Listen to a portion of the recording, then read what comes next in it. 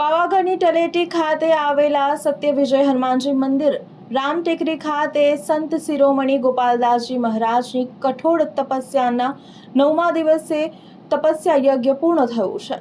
સુપ્રસિદ્ધ યાત્રાધામ તળેટી પાવાગઢ ખાતે સત્ય વિજય હનુમાન મંદિર રામટેકરી ખાતે અધિક માસમાં પૂજ્ય સંત શિરોમણી ગરબડદાસ બાપુના શિષ્ય ગોપાલદાસજી અધિક માસ નિમિત્તે એક અલૌકિક આધ્યાત્મિક અનુષ્ઠાન શરૂ કરેલ.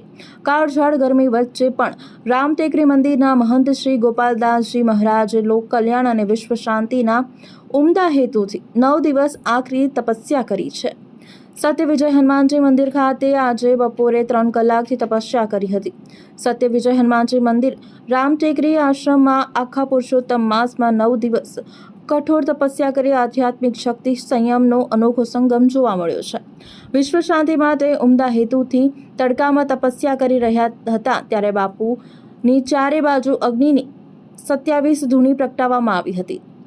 સ્થિત યજ્ઞ અવસ્થામાં બેસી મન શરીરને ઉપર નિયંત્રણ રાખવામાં આવ્યું હતું. અગ્નિ સાધનમાં મહંત ગોપાલદાસજી મહારાજે ધકતા તડકામાં અને અસહ્ય ગરમી વચ્ચે પણ પોતે એક આધ્યાત્મિક ઊંચાઈ સુધી પહોંચ્યા છે અને પવિત્ર અગ્નિ પ્રગટાવવામાં આવી હતી અને 9 દિવસ સુધી કઠોર તપસ્યા કરી સનાતન ધર્મની આ પ્રાચીન અને કઠિન ગણાતી પ્રક્રિયાને ઉજાગર કરી હતી. આ દરમિયાન આસપાસના ગ્રામ્ય વિસ્તારોમાંથી પણ મોટી સંખ્યામાં શ્રદ્ધાળુઓ તેમના દર્શન કરવા માટે આવી પહોંચ્યા હતા.